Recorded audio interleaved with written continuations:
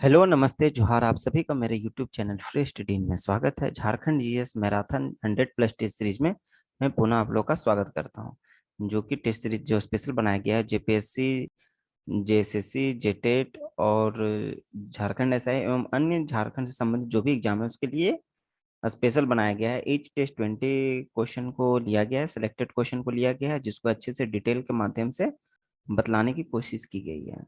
और अभी वर्तमान का जो टेस्ट आज का चलने वाला है वो टेस्ट नंबर है 22। तो चलिए दोस्तों, टाइम वेस्ट किए हम लोग टेस्ट की ओर बढ़ते हैं। जैसा कि आज की बात है, टेस्ट नंबर 22 आज मैं करवाने वाला हूँ। और जो भी नए हैं प्लीज मेरे चैनल को सब्सक्राइब कर ले। मैं नहीं चाहता हूँ कि आपका एक भी टेस्ट मिस हो, जिससे आपको रेगुलर डेली बेसिस पे टेस्ट है, मैं पर डे टेस्ट अपलोड कर रहा हूँ। तो आप लोग डेली एक टाइम सेट रहेगा तो आप लोग टेस्ट दे सकते हो, जिससे आपका टेस्ट बिल्कुल भी ना मिस हो सके। तो चलिए फर्स्ट क्वेश्चन की ओर बढ़ते हैं। पहला क्वेश्चन है, कोल विद्रोह के प्रमुख नेता बुद्धू भगत किस स्थान के रहने वाले थे? देखिए, यहाँ पे दो प्रमुख प्रश्न बनते हैं, दो या तीन जो भी बोल सकते हैं आप। प्रमुख प्रश्न है यहाँ पे कि कोल विद्रोह के प्रमुख नेता कौन थे, तो उसका नाम है बुद्धू भगत। और किस स्थान के रहने वाले थे, तो बुद्धू भगत का सारे डिटेल रखना है, आप लोग को मालूम रखना होगा। तो जैसा ये फोटो में लिया हूँ, कोल विद्रोह 1832 का समय हुआ था, जिसके महानायक थे शहीद वीर बुद्धू भगत। इनका जन्म यहाँ बतलाया गया 17 फरवरी 1792, सीलागाई जिला रांची झारखंड में पड़ता है। और शहादत जो मृत्यु हुई थी इनकी 13 फरवरी 1832 ईस्वी को। तो ये कोल विद्रोह के अग्रिम नेता वीर बुद्धू भगत है। चलिए ऑप्शन की ओर बढ़ते हैं। तो किस स्थान के रहने वाले थे, तो ऑब्वियसली इसका जो राइट आंसर होगा ऑप्शन नंबर डी होगा, सिल्ली। और सिल्ली कहाँ पड़ता है? रांची जिले के अंतर्गत। अगर और कुछ डिटेल की जानकारी करते हैं तो कोल विद्रोह के बारे में, तो 1831 से 32 के बीच में हुआ था। और ये जो मूल कारण था वो भूमि संबंधी असंतोष था, जिसके प्रमुख नेता जैसा मैं बतलाया हूँ बुद्धू भगत थे। ये थे अपने भाई, पुत्र व 100 अनुयायियों के साथ मारे गए थे, है ना। उसके बाद सिंधराय और सुरगा मुंडा जो थे अंत तक लड़ते रहे थे। तो ये कुछ था इंपॉर्टेंट पॉइंट बुद्धू भगत कोल विद्रोह से संबंधित। क्वेश्चन नंबर 2 की ओर बढ़ते हैं। मुगल बादशाह जहांगीर ने कोकरा, जो मुगल समय में झारखंड को बोला जाता था कोकरा, अभियान के नेता इब्राहिम खां को कौन सी उपाधि दी गई थी? देखिए काफी महत्वपूर्ण प्रश्न है ये। ऑप्शन अगर बात करते हैं तो फात जंग, हुसैन जंग, कलवे जंग, बहादुर जंग। तो पहले आंसर की बात कर ले, तो उसका जो राइट आंसर होगा ऑप्शन नंबर ए होगा, फात जंग। तो अगर कुछ बात कर लेते हैं जहांगीर के बारे में, मुगल बादशाह के बारे में, तो ये जो थे, बचपन का नाम इनका सलीम था। और ये पांचवें गुरु गुरु अर्जुन देव को फांसी की सजा दी थी। इनकी जो आत्मकथा है वो तुजू के जहांगीर है। और ये सोने के जंजीर भी लगवाए थे अपने दरबार में। तो न्याय संगत से ये संबंधित रखते थे। और जो अगर इब्राहिम की बात करते हैं तो ये तो दुर्जन साल के शासनकाल में 1615 में आए थे। और इब्राहिम खां जो बिहार के नए सूबेदार थे, उनके बीच में युद्ध हुआ था और उसको लेके चले गए थे। तो एक कुछ पॉइंट था जो इम्पोर्टेंट था इब्राहिम खां और जहांगीर के बारे में। अगर किन्हीं को कुछ प्रॉब्लम है तो पीछे वाले टेस्ट में जाके देख सकते हैं, उनमें मैं अच्छे से बतलाया हूँ इब्राहिम खां के बारे में। तो चलिए क्वेश्चन नंबर 3 की ओर बढ़ते हैं। ब्रिटिश के विरुद्ध उराव विद्रोह का नेतृत्व किसने किया था? जो ब्रिटिश के विरुद्ध उराव विद्रोह का नेतृत्व कौन से थे जो किए थे? ऑप्शन हमारा है जतरा उराव, बुद्धू भगत, तिलका मांझी, तिलंगा खड़िया। तो थर्ड का जो राइट आंसर है वो बुद्धू भगत होगा, बुद्धू भगत। चलिए क्वेश्चन नंबर 4 की ओर बढ़ते हैं। 4 हमारा है, कोल विद्रोह का दमन किस अंग्रेज सेना नायक ने किया था? जो कोल विद्रोह का था उसका जो दमन किया था उसको किस अंग्रेज सेना नायक ने किया था? ऑप्शन की बात करते हैं तो ऑप्शन हमारा दे रखा है टेलर, डाल्टन, कनिंगम, विल्किंसन। तो 4 का जो राइट आंसर है वो ऑप्शन नंबर डी है, विल्किंसन। किसने दमन किया था? विल्किंसन ने। सेम है। चलिए क्वेश्चन नंबर नेक्स्ट बढ़ते हैं। क्वेश्चन नंबर 5 आ चुका है हमारा। बिहार के मुगल सूबेदार शाइस्ता खान, जो बिहार के मुगल सूबेदार थे उस समय के, उसका नाम था शाइस्ता खान, ने पलामू के चेरो वंशी शासक प्रताप राय के विरुद्ध पलामू किले पर आक्रमण किया था। कब किया था? यहाँ पे 2 से 3 प्रश्न बन सकते हैं कि बिहार के सूबेदार का नाम क्या था? शाइस्ता खां। और किस चेरो शासक के साथ उनका युद्ध हुआ था? तो प्रताप राय। और चेरो शासक प्रताप राय कहाँ का शासक था, वो पलामू था। तो चेरोवंशी जो शासक थे वो पलामू साइड एरिया में थे, है ना। और आक्रमण कब हुआ था, तो ऑप्शन की ओर बढ़ते हैं। 1641-42, 1644-45, 1648-49, 1651-52। तो 5 का जो राइट आंसर है ऑप्शन नंबर ए होगा, 1641 से 42 के दौरान। अब शाइस्ता खां के बारे में बतला देता हूँ। तो शाइस्ता खां शाहजहां के शासनकाल में बिहार का नया सूबेदार चुना गया था। जहांगीर के समय में थे इब्राहिम खां, और शाइस्ता खां थे शाहजहां के शासनकाल में। स से आप याद रख सकते हैं, स से शाहजहां, स से शाइस्ता खां। जो 1642 में मुगल चेरों के बीच में युद्ध हुआ था, जिसमें मुगलों की ऑब्वियसली जीत हुई थी। चलिए क्वेश्चन नंबर 6 की ओर बढ़ते हैं। किस विद्रोह के परिणाम स्वरूप 1833 ईस्वी में एक नए प्रांत जिसका नाम था दक्षिण पश्चिम सीमांत agency, south west frontier agency का गठन हुआ था? चेरो विद्रोह, कोल विद्रोह, भूमिज विद्रोह, सफाहोड़ विद्रोह। तो 6 का जो राइट आंसर होगा वो कोल विद्रोह होगा। 1831-32 के दौरान जो विद्रोह हुआ था वो कोल विद्रोह से ही था, उसी के दौरान ये हुआ था। तो कोल विद्रोह के बाद जो खूंटी, रांची, गुमला, लोहरदगा और सिमडेगा है, उसमें सामान्य नियम थे जो वापस ले लिया गया था, और अब इस क्षेत्र को एक नया, जिसको नन रेगुलेशन प्रांत घोषित कर दिया था, जिसे ही गवर्नर जनरल के रूप में कैप्टन विल्किंसन थे, और बाद में ये दक्षिण पश्चिमी सीमांत एजेंसी के नाम से जाना जाने लगा। क्वेश्चन नंबर 7, जयपाल सिंह, काफी महत्वपूर्ण नाम है ये झारखंड के लिए। आदिवासी महासभा के अध्यक्ष कब बने थे? जो आदिवासी सभा के अध्यक्ष कौन थे, पहला प्रश्न यहाँ पे बनता है, जयपाल सिंह। और उनके अध्यक्ष कब बने थे वो पूछा आया। ऑप्शन हमारा 1939, 1940, 1941, 1942। तो ये हमारे जयपाल सिंह मुंडा, जिनका जो काल था 1903 से 1970 के बीच का है। तो सिग्नेचर भी यहाँ दिया हुआ है। तो ऑप्शन आंसर की बात करते हैं तो हम लोग 7 का जो राइट आंसर होगा ऑप्शन नंबर ए होगा। 1939, 1939 ईस्वी में वो आदिवासी महासभा के अध्यक्ष बने थे। इनका जो जन्म है 3 जनवरी 1903 को हुआ था, और मृत्यु की बात करते हैं तो मृत्यु हुआ था इनका 20 मार्च 1970। ये राजनीतिक भी थे, पत्रकार भी थे, लेखक भी थे, संपादक थे और टीचर भी थे। सारे इनके अंदर कैपेसिटी गुण थे। और इनकी कैप्टेंसी में 1928 1928 की बात कर रहा है, 1928 में ये हॉकी के बहुत अच्छे प्लेयर थे, जाने माने प्लेयर। तो इनकी कप्तानी में 1928 ईस्वी में इंडिया ने फर्स्ट गोल्ड मेडल जीता था हॉकी में।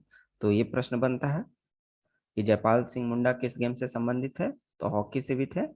और इनके द्वारा कब कप्तानी में हॉकी में वर्ल्ड कप जीता, तो फर्स्ट टाइम 1928 1928 में। तो क्वेश्चन नंबर 8 की ओर बढ़ते हैं। बृहत्तर झारखंड की मांग सर्वप्रथम किसने की थी? किसने ये बोला था कि मुझे संपूर्ण झारखंड चाहिए? बृहत्तर झारखंड की मांग किसके द्वारा की गई थी? Kartik Oraon, justice brown, Jaipal Singh, Vinodanand Jha. तो 8 का जो राइट आंसर है ऑप्शन नंबर सी होगा, जयपाल सिंह। जयपाल सिंह के द्वारा बृहत्तर झारखंड की मांग की गई थी, है ना। 1938 में जनवरी में आदिवासी महासभा के अध्यक्षता ग्रहण किए थे जयपाल सिंह। चलिए क्वेश्चन नंबर 9 की ओर बढ़ते हैं। बृहत्तर झारखंड की मांग सर्वप्रथम कब की गई थी? देखिए कब की गई थी। अध्यक्षता 1938 में ग्रहण किए थे। और कब करने की बात करें तो 19 का होगा, 9 का 1939। देखिए क्वेश्चन नंबर 10 की ओर बढ़ते हैं हम लोग।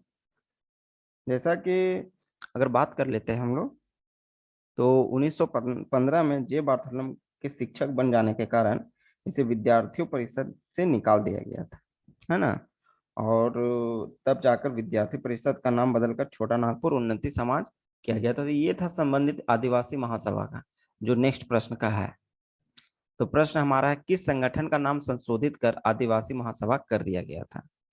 तो किसके द्वारा किया गया था? जेबर्थलम के द्वारा। तो ऑप्शन हमारा छोटा नागपुर उन्नति समाज, बिरसा दल, सोनोद समाज, ए, बी और सी तीनों। तो 10 का जो राइट आंसर होगा ऑप्शन नंबर ए होगा, छोटा नागपुर उन्नति समाज। कब किया गया था? 1915 में। जे बार्थोलोमन जो थे, जो हजारीबाग से सत कोलम्बस कॉलेज से पढ़ाई किए थे। तो ये महत्वपूर्ण प्रश्न है। अगर और बात करते हैं तो ये थे छोटा नागपुर उन्नति समाज कैथोलिक सभा एवं किसानों सभा में एक मजबूत पार्टी का संगठन किया था, इस जिसका नाम था छोटा नागपुर आदिवासी सभा। तो ऑप्शन चलिए देखते हैं, क्वेश्चन नंबर 11 की ओर बढ़ते हैं। झारखंड आंदोलन में गैर आदिवासियों को शामिल करने के लिए 1948 में जस्टिन रिचर्ड ने किस पार्टी का गठन किया था? पीस, यूनाइटेड झारखंड ब्लॉक, आदिवासी महासभा, सोनोत सभा। तो 11 का जो राइट आंसर होगा वो होगा option number B, united Jharkhand block. Question number 12 की ओर बढ़ते हैं। बिरसा मुंडा तकनीकी छात्रवृत्ति जनजातीय विद्यार्थियों को किस लिए प्रदान की जाती है? ऑप्शन हमारा दे रखा है मेडिकल, इंजीनियर, पॉलिटेक्निक, ए और बी दोनों। तो 12 का जो राइट आंसर होगा जो ऑप्शन नंबर डी होगा हमारा, ए और बी दोनों, ए और बी दोनों। अगर बात करते हैं कि झारखंड में प्रमुख इंजीनियरिंग कॉलेज कौन कौन से हैं, तो मुख्यतः है बिरसा बीआईटी जिसको बोलते हैं बिरसा इंस्टीट्यूट ऑफ टेक्नोलॉजी, जो सिंदरी में है, धनबाद में है, 1949 में स्थापना हुई थी। एनआईटी जमशेदपुर, बीआईटी जो अब मेसरा में है, रांची में, ठीक है। Devi institute of technology, Cambridge institute of technology Ranchi में। ये सब इंपॉर्टेंट है जो इंजीनियरिंग कॉलेज है झारखंड में। और अगर मेडिकल कॉलेज की बात करते हैं तो राजेंद्र चिकित्सक महाविद्यालय, MGM medical college, Pataliputra medical college, है ना, केंद्रीय मनोचिकित्सक संस्थान इत्यादि महत्वपूर्ण प्रश्न है जो मेडिकल और इंजीनियरिंग कॉलेज जो झारखंड में अवस्थित है। क्वेश्चन नंबर 13 की ओर बढ़ते हैं। झारखंड में सबसे अधिक किस प्रकार की मिट्टी पाई जाती है? झारखंड में किस प्रकार की मिट्टी अत्यधिक मात्रा में पाया जाता है? फोटो हमारा लिया गया है तो फोटो से भी पहचाना जा सकता है कि ये लाल मिट्टी की बात हो रही है। तो ऑप्शन ऑब्वियसली इसका लाल मिट्टी ही होगा, रेड सॉइल। जैसा ऑप्शन की और बात करते हैं तो काली मिट्टी, लेटराइट मिट्टी, भूरी मिट्टी है। तो option number A is the right answer. तो लाल मृदा होता है उसमें पोटास अधिक मात्रा में मिलता है, इसमें जो पोटासो की मात्रा होती है वो काफी ज्यादा होती है। और इसका जो निर्माण है वो आर्कियन युग की चट्टानों से हुआ है। ये मुख्य रूप से टाड़ या उच्च भूमि में पाए जाते हैं। उनमें जो फसल उगाई जाती है ये अनाज, मूंगफली, गन्ना, चावल इत्यादि। मैग्नीशियम और नाइट्रोजन थोड़ा सा कम मिलते हैं इसमें, तो इस कारण से ये लाल मिट्टी कहलाती है। Question number 14। झारखंड में साइकिल वितरण योजना, साइकिल का जो वितरण किया गया था वो योजना कब से शुरू की गई थी, कब से स्टार्ट की गई थी? 2007, 8, 6, 7, 4, 5, 2002 या 3। तो 14 का जो राइट आंसर होगा वो ऑप्शन नंबर डी होगा, 2002 और 3 के बीच में। 15 है हमारा, कहाँ पर कीनन स्टेडियम है? झारखंड में अब तो स्टेडियम बन चुके हैं परंतु ये पहले का स्टेडियम है, काफी महत्वपूर्ण प्रश्न है ये भी। कहाँ पर है? जमशेदपुर, रांची, हजारीबाग, रामगढ़। 15 का जो राइट आंसर होगा वो ऑब्वियसली ऑप्शन नंबर ए होगा हमारा, जमशेदपुर। और बात करते हैं ये जमशेदपुर में और क्या क्या है हमारा जो महत्वपूर्ण है। Tata steel, Tata motor, Usha Martin. पर्यटक स्थल की बात करते हैं तो जुबली पार्क वहाँ देखने को मिल जाएगा, डिमना लेक भी है, रंकनी मंदिर भी वहाँ पे है। और नदी की बात करते हैं स्वर्ण रेखा, गुर्रा, गारा नाला और खरकई नदी देखने को मिल जाएगा। किलन स्टेडियम भी वहीं पे है। तो ये जमशेदपुर में अवस्थित थे कुछ कुछ महत्वपूर्ण नाम। क्वेश्चन नंबर 16 हमारा कह रहा है वर्मा एवं अय्यर बांध किस नदी पर है? देखिए, काफी महत्वपूर्ण प्रश्न है ये, इंपॉर्टेंट है ये, वीवीआई प्रश्न। बराकर, दामोदर, स्वर्ण रेखा या अमानत।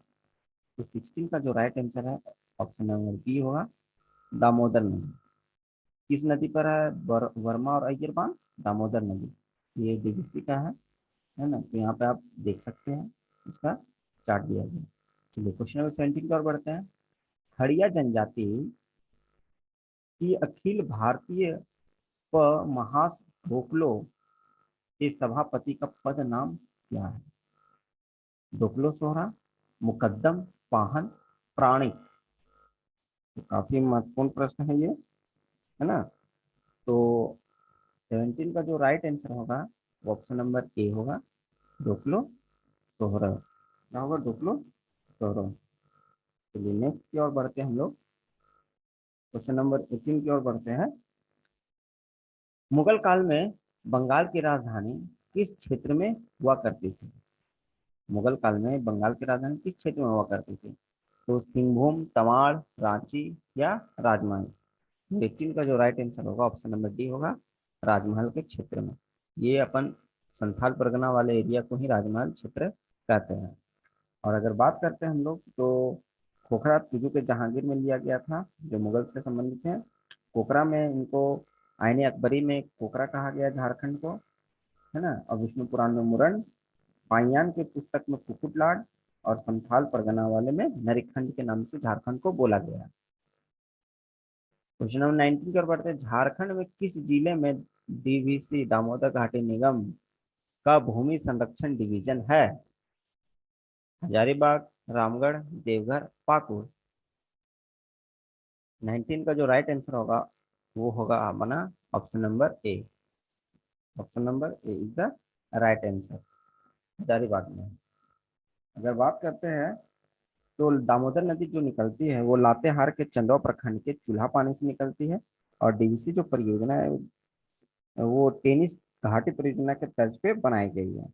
इसे देवनद नदी भी कहा जाता है और इसे बंगाल का शोक भी कहा जाता है। तो ये काफी महत्वपूर्ण प्रश्न बनते थे दामोदर नदी से संबंधित।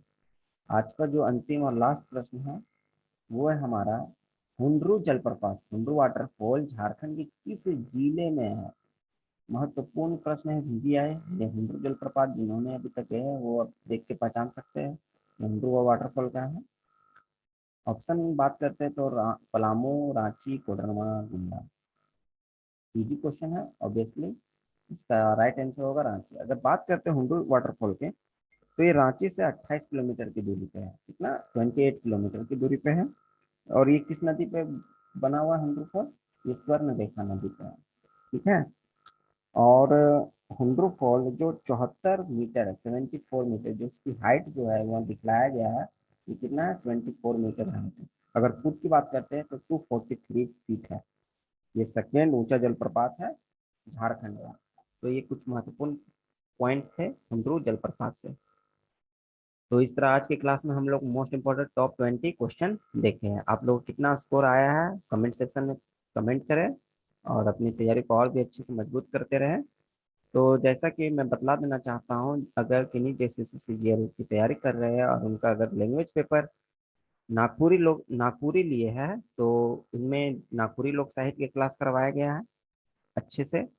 कहानी सेक्शन को कंप्लीट किया है, नागपुरी सैद्धांतिक व्याकरण को भी कंप्लीट करवाया गया है महत्वपूर्ण प्रश्न को देखते हुए। और वन कैबरा की क्लास को भी चल रहा है जिसमें भी 4-5 स्टोरी कवर किया गया है जिसको आप लोग देख सकते हैं। और ज़्यादा से ज़्यादा मेरे चैनल को शेयर करें, सब्सक्राइब कर ले और लाइक जरूर करना। चलिए दोस्तों, नेक्स्ट स्टेज के साथ मिलते हैं, तब तक अपना ख्याल रखें। धन्यवाद।